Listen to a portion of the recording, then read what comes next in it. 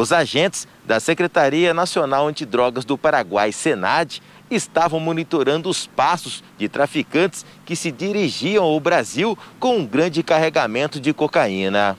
Os policiais montaram um cerco em volta da residência localizada na periferia da cidade de Pedro Juan Cabaleiro, especificamente no bairro Mariscal Estigarribia, que servia como ponto de apoio para a organização criminosa, já próximo a Ponta Porã.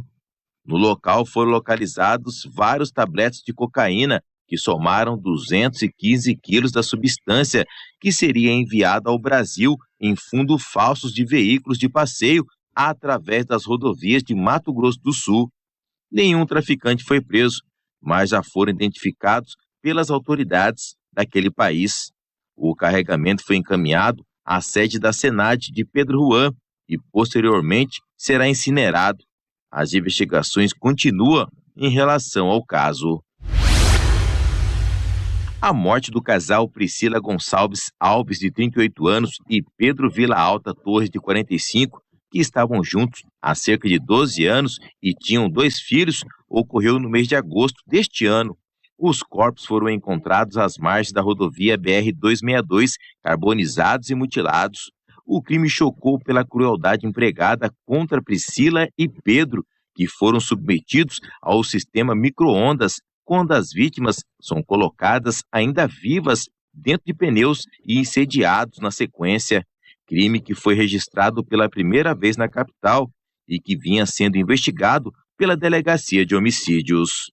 Estamos buscando mais informações também, esperamos ter um resultado em breve com indiciamento, com a apresentação de resultados para esclarecimento de autoria desse crime. As investigações estão bem avançadas e o delegado já sabe a motivação do crime e tudo leva a crer que tem a ligação com o crime organizado. É um crime brutal, né? Uma grande violência, a maneira como os cadáveres foram desovados, né? O esquartejamento não é algo muito comum. A brutalidade é marcante, sim. Os golpes são vários, aplicados através das redes sociais, mas um em particular tem tirado o sono de muitos homens aqui no estado que procuram através do Facebook namoro virtual com mulheres mais novas. Nós já sabemos que a maioria é praticado por presidiários. Eles pegam fotos e filmagens de mulheres e montam uma página no Facebook. Em seguida, eles solicitam amizade às pessoas, né? E essas pessoas, se passando por mulheres, começam a elogiar, a exaltar as qualidades da vítima e depois ela se diz excitada e começa a trocar nudes. A partir do momento que a vítima encaminha um nudes, aí nós temos duas modalidades. Umas que eles printam e salvam esse material e já montam uma matéria indicando que a vítima seria um pedófilo e ameaça encaminhar isso para a imprensa, para todos os amigos. E a outra, que está mais corriqueira agora, mais recorrente, que eles em seguida ligam uma pessoa se identificando como o pai da moça, informando que ela é adolescente, que houve um conflito entre ela e a mãe, que a mãe teria quebrado o celular, notebook, tudo mais, exigindo aí 10 a 15 mil reais. Passado esse momento, liga uma pessoa se passando por policial civil, às vezes investigador, às vezes delegado, afirmando que todo mundo está na delegacia e pedindo aí mais um valor. Às vezes esse valor, em vez de 20 mil, já passa para 30 mil reais. A maioria esmagadora das vítimas deste golpe eram homens acima de 50 anos, mas também existe o golpe no Facebook voltado para o público feminino. Em escala muito menor, mas muito menor mesmo. Acredito que nos últimos anos nós tivemos 2 casos aqui, que é o que nós chamamos de estelionato sentimental, né? Mas esse já é um golpe a longo prazo, ele conquista a confiança da vítima. Há realmente um namoro virtual, às vezes por 3, 4 meses. A carência pode ser uma armadilha nas redes sociais, por isso, segue algumas dicas do delegado para se prevenir de golpes virtuais. O que nós recomendamos? Que não iniciem amizade com pessoas desconhecidas. Sempre tenha uma referência, né? E ainda assim, se a pessoa resolver se arriscar, que antes de um encontro pessoal, jamais, de forma alguma, encaminhe nudes ou fale qualquer coisa ou apresente qualquer ideia que possa tipificar crime.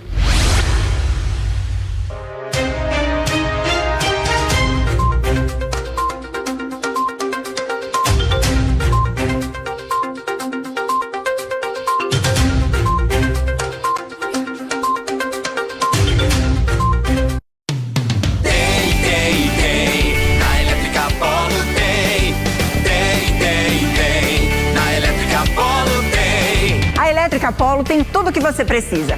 Tem elétrica, hidráulica, automação e muito mais. Tem. Na Elétrica Polo tem. Todo mundo já sabe. Na Elétrica Polo tem. A maior variedade e estoque você encontra aqui. Peça também pelo WhatsApp. É fácil, rápido e seguro. Na Elétrica Polo tem. Você sabia que o câncer de próstata mata 15 mil homens por ano no Brasil? Isso pode ser evitado se você cuidar do seu corpo e da sua mente. Tenha uma alimentação equilibrada, pare de fumar, faça seu exame de próstata. Seja homem, se cuide. Se for para ser herói, seja, mas da sua saúde. Novembro Azul. Conscientização e prevenção do câncer de próstata. Band. Olhar de quem cuida. Vem o patrão, vem pra vencer na tela da Band, de forma espetacular, Lewis Hamilton vence! E tem mais emoção a caminho. O circuito de rua mais rápido do mundo promete apimentar a reta final do campeonato. Dia 4, 1h30 da tarde, tem classificação. E no dia 5, às 2 da tarde, o Grande Prêmio da Arábia Saudita. Fórmula 1 é Band. 90 dias para casar. Paul juntou tudo o que precisava para vir ao Brasil. Tive um problema com as bagagens. É mentira. Não é mentira, era pra eu estar no avião agora. Eu não queria chegar lá de mãos vazias, sem cumprir o que eu tinha prometido levar. Agora precisa decidir esperar ou viajar sem nada. Nesta sexta, 10h45 da noite... Karim. 90 dias para casar, na Band. Mato Grosso do Sul está na casa dos 70% da população geral imunizada com a segunda dose e também dose única. Ações seguem para conscientizar para que todos estejam protegidos. A preocupação é em relação à circulação de variantes presentes no estado. A gente ainda está em pandemia, então está tendo circulação viral. A partir do 4º mês nota-se uma queda já na eficácia da vacina. Então, por isso que a gente apresenta agora a dose reforço para realmente imunizar essa pessoa que tomou a dose 1 e a dose 2. Muitos já estão na dose de reforço do esquema vacinal. Eu tomei a terceira dose, a minha família está tomando a terceira dose, à medida que as idades estão avançando para toda a população. E acho que todos nós deveríamos se conscientizar novamente que a vacinação é a forma mais eficaz de conseguirmos passar por essa. Enquanto Kleberson já recebeu a dose de reforço, outras pessoas ainda nem receberam a aplicação da D2. Entre os grupos estão os adolescentes. 79% tomaram a primeira dose e não voltaram para receber a segunda. O que chama a atenção em relação ao fechamento do esquema vacinal é em relação aos adolescentes de 12 a 17 anos. Menos de 50% se vacinaram com a segunda dose da Pfizer. O intervalo entre a D1 e a D2 é de 21 dias. Nós temos notado também a baixa procura na segunda dose para adolescentes. Então, a gente pede aos pais que levem os adolescentes para finalizar esse esquema com a dose 2. Ainda não está recomendado a terceira dose, a dose 3, que é a reforço para adolescentes. Ela é indicada para pessoas acima de 18 anos. A orientação é coletiva quanto à imunização de todo o público acima de 12 anos, já que chega a vez da terceira dose de reforço. E para essa etapa, segundo o Ministério da Saúde, a combinação de vacinas diferentes aumenta a imunidade. A orientação é que o reforço seja aplicado com a vacina da Pfizer. Na falta desse imunizante, pode ser aplicada a AstraZeneca ou Janssen. Conforme o Ministério da Saúde, a imunização cruzada será Sinovac, para quem tomou as 2 doses, o reforço será de Pfizer, Janssen ou AstraZeneca. Pfizer, D1 e D2, terceira dose, AstraZeneca ou Janssen. As 2 doses de AstraZeneca, dose de reforço, será da Pfizer. Janssen, dose única, poderá ser a mesma vacina no intervalo de 2 meses e 5 meses será da Pfizer. Com o anúncio de que seria aplicada uma segunda e uma terceira dose dessa vacina, eu fiquei na dúvida se a eficácia da vacina não ficaria comprometida, já que já faz 4 meses, mais de 4 meses que eu tomei a dose que seria dose única. Então surgiu essa preocupação, né? A gente aguarda essa nota técnica mesmo do Ministério Oficial para que a gente consiga, de alguma forma, auxiliar aí os vacinadores e a população. Então a gente está aguardando essa nota técnica. Mas até o presente momento, a gente sabe que vai ter uma segunda dose. A gente não sabe se será uma segunda dose ou uma dose reforço. Há 7 meses, a vida desta administradora mudou completamente. Uma reviravolta após descobrir que tem a doença celíaca. É um baque, né? Um baque porque é uma mudança da água para o vinho, né? Eu, com 36 anos, descobrindo uma doença no qual eu tenho que limitar a alimentação que eu tinha com muita frequência de comer na rua, né? É uma alimentação externa. E eu sempre fui muito do lanche, do pão, do macarrão. E a descoberta foi feita durante exames de rotina, a partir de um resultado de anemia. Desde então, a Natália precisou mudar toda a realidade. Foi uma mudança assim drástica, porque não é só uma mudança comigo, né? Por ter alimentação na família, também teve que se adequar, né? Então não é os almoços de finais de semana, as reuniões familiares, não é hoje mais qualquer coisa que a gente acaba fazendo. Então tem que lembrar muito disso daí. Um simples almoço em família ou encontro de amigos, o que era um problema para aqueles que são alérgicos ou intolerantes ao glúten e à lactose, pode ser facilmente resolvido. E o principal, com muito sabor. Esta gastrônoma é especialista em alimentos livres de glúten e de lactose. Todos os pratos elaborados por ela são com produtos sem a proteína. E ela começou a produzir este tipo de alimento por necessidade, já que também é celíaca. A alimentação sem glúten, ao contrário do que rotulam por ser uma alimentação sem gosto, sem sabor, ela é altamente saborosa.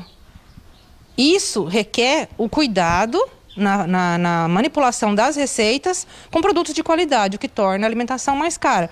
Porém, a sua saúde, a sua imunidade, consequentemente, é elevada. E para provar que os intolerantes e alérgicos podem sim comer bem e principalmente conseguir ter uma vida social, ela preparou uma sobremesa livre de glúten e de lactose, deliciosa para os celíacos e não celíacos. Anote aí os ingredientes para fazer a verrine de morangos: 4 ovos, 1,5 colher de manteiga ghee, 3 colheres de sopa de adoçante, 30 gramas de amido de milho, 500 ml de frisante sem álcool, 1 caixa de morangos e o suco de meio limão.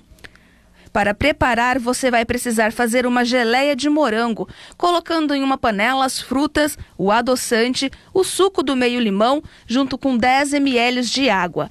E em seguida levar ao fogo médio até geleificar. Para o creme, junte todos os ingredientes em uma panela, misture até ficar homogêneo. Leve ao fogo até começar a borbulhar e desgrudar do fundo da panela. Feito isto, basta esperar esfriar para a montagem. Para montar, você deve sempre intercalar o creme com a geleia e depois é só finalizar com um morango e levar à geladeira. Porém, ao cozinhar qualquer alimento para um celíaco, o cuidado com a contaminação cruzada é fundamental. O ideal é que o celíaco ele tenha a sua bancada de preparo de alimento, o seu talher, o seu prato. Se na mesma casa tiverem outras pessoas que não são celíacas, o ideal é que esse preparo do alimento seja separado.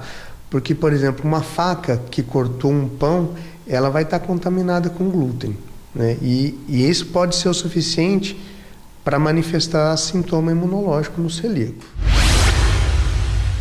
O evento é decorrente da implantação do Plano Estadual MS Carbono Zero, tema de suma importância em relação à atual conjuntura do clima no mundo, no qual Mato Grosso do Sul já está fazendo sua parte. Primeiro é o programa Estado Carbono Neutro, que tem desde 2015 delineado políticas públicas. Exemplo, novilho precoce, carne orgânica do Pantanal, o Ilumina Pantanal, que ontem foi premiado como o melhor programa de geração solar e sustentabilidade do mundo todo. Ganhamos lá na Inglaterra, disputando com todos os países do mundo. Então, é um eixo de ações, de plataformas de desenvolvimento para a gente crescer com sustentabilidade. E o seminário de hoje é justamente para isso. Política pública, políticas da iniciativa privada, conversão de crédito de carbono para aquele produtor que deixar a floresta em pé, que recuperar as áreas degradadas. Então é um conjunto de ações e projetos que ajuda a desenvolver isso que é Mato Grosso do Sul. A ministra Tereza Cristina participou da conferência e falou sobre os desafios enfrentados pelo país em relação à preservação do meio ambiente. O nosso grande problema chama-se desmatamento ilegal. Então, se a gente conseguir reduzir o desmatamento e acabar com o desmatamento ilegal até 2028, que foi o que nós assinamos um acordo, eu acho que o Brasil vai estar muito melhor na fita que muitos países do mundo. Ela ainda pontuou algumas situações que precisam ser combatidas com urgência em nível nacional para termos uma vida com mais sustentabilidade, sem a degradação da natureza. Nós temos problema de falta de esgoto, né? Em muitas das cidades brasileiras nós temos ainda um índice baixo. Este governo, o presidente Jair Bolsonaro, tem feito um esforço, foi feito lá, foi votado pelo Congresso Nacional o novo marco do saneamento. Com isso, os lixões. Então, são políticas integradas. A agricultura e a pecuária são parte da solução no Brasil e não do problema. Então, nós vamos desmistificar isso, nós temos tecnologia para melhorar, para caminhar. E é um assunto, como eu disse ali, que não tem mais volta. Nós temos que fazer cada vez mais, dar os bons exemplos que o Brasil já dá nessa área. O passo a passo para tirar a Carteira Nacional de Habilitação inclui etapas como 45 aulas teóricas e 20 práticas, exames médicos e psicológicos, além da prova de legislação. Todo o processo, até a CNH em mãos, tem custo em média de R$ 2.860. Pensando em quem não tem condições de pagar pela carteira de habilitação, um projeto de lei tramita na Assembleia Legislativa com essa proposta de ajudar a sociedade com a CNH MS Social. Poder dirigir, de forma adequada, devidamente habilitado, com o conhecimento necessário, é uma oportunidade de trabalho para as pessoas, além da questão da própria locomoção. Às vezes a pessoa quer desenvolver um pequeno negócio e precisa transportar seus produtos ou mesmo se deslocar para prestar serviços. E a habilitação, a gente acredita que é uma oportunidade de colaborar com essas pessoas que estão hoje em situação de vulnerabilidade social. O projeto de lei CNH Social deve entrar em vigor a partir de 2022. O programa deve beneficiar cerca de 5.000 pessoas por ano, conforme os critérios estabelecidos, como situação de vulnerabilidade, possuir renda per capita de até meio salário mínimo ou renda mensal de até 2 salários mínimos. E ainda, morar aqui em Mato Grosso do Sul há pelo menos 2 anos. O interessado deve seguir os requisitos e será encaminhado para o programa CNH MS Social por meio da SEDAST, Secretaria de Estado de Direitos Humanos, Assistência Social e Trabalho. O Detran de Mato Grosso do Sul irá arcar com todos os custos para o beneficiado. A habilitação não terá custo nenhum para essas pessoas. Hoje o processo de habilitação ele é formado por taxas do Detran, para cobrir os nossos custos administrativos, além das taxas dos serviços prestados pelas autoescolas, que são pelos cursos teóricos e práticos. Então todos esses custos serão cobertos pelo Detran.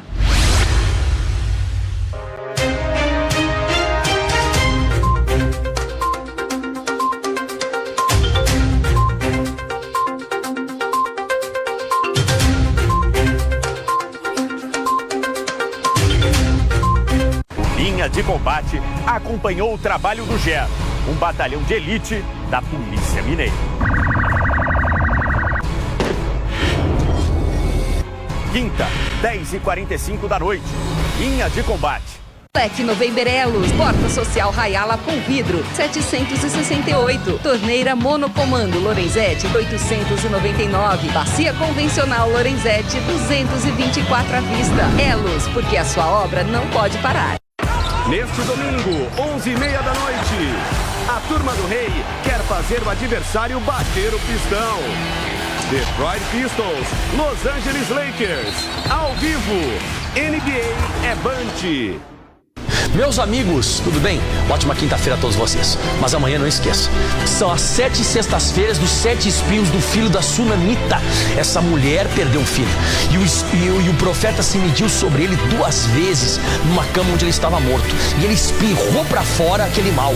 E a vida dele destrancou. O que está trancando a sua vida? Eu vou me medir sobre esses pedidos 2 vezes, no metade do culto e no final do culto, sobre uma cama. E você vai estar sendo abençoado em nome de Jesus.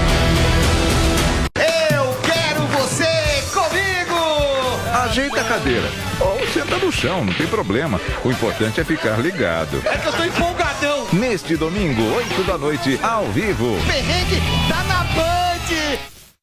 Neste sábado, 10h15 da noite. Ele não vai para o programa de proteção a testemunhas, eu não vou permitir. Dr. House in the house. Bem na hora, como sempre. Não tinha autonomia para liberar o meu paciente. House. E mais tarde... Jonathan Reese, FBI. O atirador está no morro, eu não consigo ver.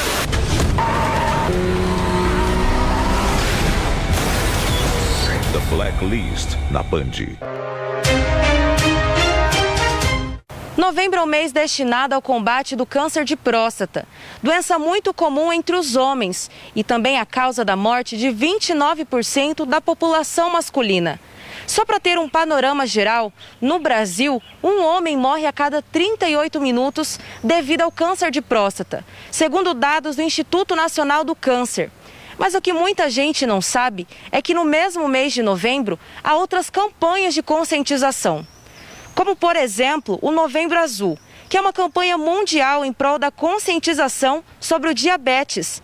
Além da prevenção da doença e das suas complicações, o foco também é no tratamento multidisciplinar. O mês também tem a cor dourada, em referência à conscientização sobre o câncer infanto-juvenil, que enfatiza a importância do diagnóstico precoce do câncer em crianças e adolescentes. Mas uma coisa que devemos enfatizar é que cada campanha tem o intuito de conscientizar a população sobre os perigos de cada patologia e também incentivar o diagnóstico precoce de cada doença. A Polícia Rodoviária Federal há anos vem apoiando esta causa e participando diretamente de ações sociais em prol das crianças com câncer da capital e do estado. A gente tem todo ano aí um objetivo, né, de arrecadar pelo menos uma carroceria de uma caminhonete de fraldas, né? Não só aqui no ponto, né, do supermercado, mas também fazendo arrecadação interna entre os nossos policiais que, né, se fazem uma cota ali, né, fazem uma doação presencial. Muitas atividades serão e estão sendo desenvolvidas pela ACC. Hoje estamos aqui nessa empresa, no Compre da Joaquim Murtinho, arrecadando alimentos e também divulgando os principais sinais e sintomas. Mas também estamos no Hemosul, solicitando a doação de sangue, porque os estoques também estão baixos e nossas crianças estão sempre precisando também. E também vamos estar a semana inteira divulgando essa parceria aqui de arrecadação, dos sinais e sintomas, da importância do diagnóstico precoce, para que essa criança possa vir mais cedo ao tratamento e mais cedo ser curada. Qualquer tipo de câncer não é fácil o tratamento, ainda mais envolvendo crianças. Por isso, o importante é detectar de forma precoce a doença nos pequeninos. Nós temos aqui vários sinais e sintomas que são muito importantes da família observar na criança e no adolescente. Claro que ele tem que fazer sempre um exame mais detalhado, procurar o seu médico, mas é importante que pode diagnosticar mais cedo e a pessoa pode ter um cuidado maior, porque são sinais parecidos com as doenças infantis. O teste do pezinho faz parte da triagem do recém-nascido. A coleta pode ser feita do 3º ao 5º dia de vida do bebê. No exame feito pelo SUS, a gotinha de sangue coletada do calcanhar do bebê pode identificar ao menos 6 tipos de doenças. O governo federal aprovou uma lei que amplia a cobertura da testagem para detectar até 50 tipos de doenças. O objetivo da ampliação do teste do pezinho é rastrear doenças graves manifestadas ainda na infância. O diagnóstico precoce, acompanhado por um tratamento específico, pode impedir ou reduzir sequelas associadas às doenças. Ele investiga doenças que o bebê nasce com elas, então hereditárias, metabólicas, mas que há tratamento. E que, se tratada no momento certo, a criança não fica com nenhuma sequela. O hipotireoidismo congênito é o grande exemplo do teste do pezinho, que é uma doença que há tratamento, é um tratamento relativamente simples, tratado com especialista, mas que, se não houver esse tratamento, a criança ela fica com sequela neurológica. Então seria algo completamente evitável. Um exame que traz tranquilidade para a família. É o que garante a mãe de primeira viagem da Cecília, de 2 meses de vida. Graças a Deus que a minha filha está tudo certo, então não deixe de fazer o teste do pezinho, não deixe de levar as crianças, porque além de ser um conforto para a criança, quanto mais cedo descobrir, mais é precoce o tratamento.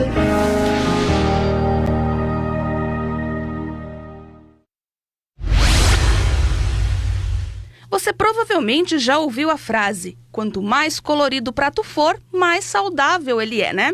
Então, mas eu não estou aqui falando de embalagens não, viu? Porque aqui nós vamos falar sobre desembalar menos e descascar mais. A Mayra é nutricionista comportamental. Ela explica que pessoas que nunca tiveram contato com a variedade de nutrientes, sais minerais que a natureza proporciona, nas mais variadas cores de frutas, legumes e verduras, pode começar sim, mesmo que tardiamente. Eu acredito que a pessoa tem que pensar primeiro no que ela mais gosta. Então, se ela gosta, por exemplo, de banana, então ela pode inovar as preparações com banana, né? Ir primeiro nos alimentos que ela mais gosta para propiciar esse melhor consumo. Alimentos da época também vão ser mais palatáveis, vão ser de melhor preço também, e eles vão ter uma concentração de nutrientes melhor, né, para a pessoa. Como a Mayra disse, a ideia é inovar quando o assunto é alimentação. Aqueles alimentos que nós estamos acostumados a consumir, todos eles cozidos, eles podem ser também feitos de uma forma diferente. O chuchu, por exemplo, a gente come sempre ele em saladas, mas cozido. Mas você já experimentou consumir este legume cru na salada? Assim como o chuchu, outros alimentos que comumente nós cozinhamos também podem ser consumidos crus. A gente tem geralmente, igual o chuchu, a abobrinha verde, que ela também propicia esse consumo na forma crua e que também fica muito boa e que geralmente a gente está mais habituado a ver ela na forma refogada, cozida e que na versão crua também é muito boa. Com o esposo acamado e precisando de cuidados redobrados, a alimentação na casa da Lucilena é bem natural. Ela afirma que a mudança atingiu não apenas o esposo, mas toda a família. Também tem as minhas netinhas, né? Minha neta, ela adora verdura, alface, desde pequenininha. A gente tem o costume, né, de fazer para as crianças, né, bastante colorido assim para elas comerem, né? São nossas principais fontes de vitaminas e minerais, né? Então, quando a gente pensa ali numa alimentação bem colorida, bem rica em frutas, verduras e legumes, a gente pensa muito nisso. Além do consumo de fibras, que dentro desses alimentos, né, desses grupos alimentares, ele é um consumo muito importante e a gente consegue uma oferta muito boa.